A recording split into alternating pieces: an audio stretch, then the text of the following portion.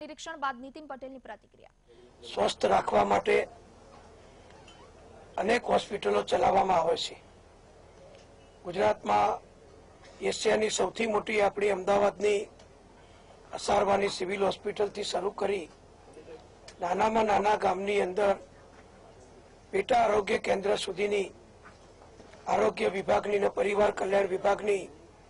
સુવિધાઓ પ્રાપ્ત કરાવેલી છે। ગુજરાત સરકારનો હંમેશા અભિગમ રહ્યો છે કે ગુજરાતના દર્દીઓને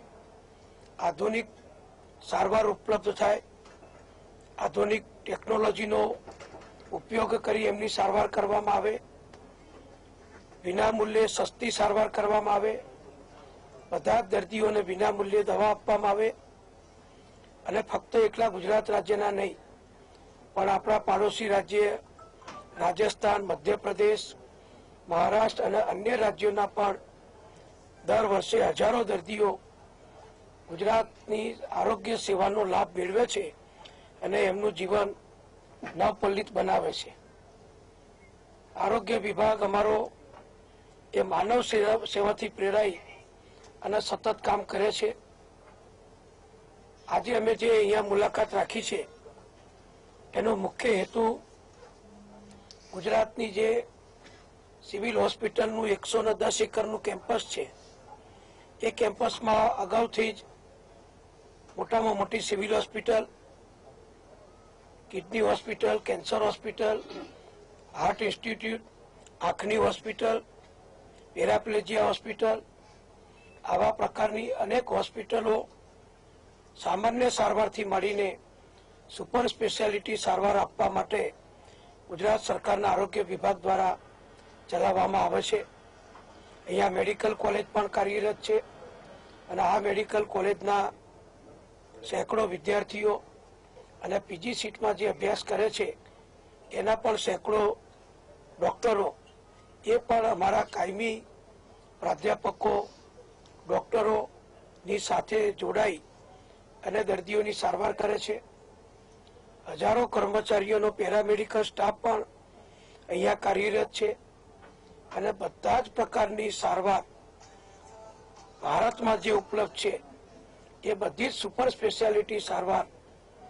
અમદાવાદના સિવિલ કેમ્પસમાં ગુજરાત સરકારે ઉપલબ્ધ કરાવી છે। આપણે જાણીએ છીએ કે વસ્તી વધારો થતો જાય છે,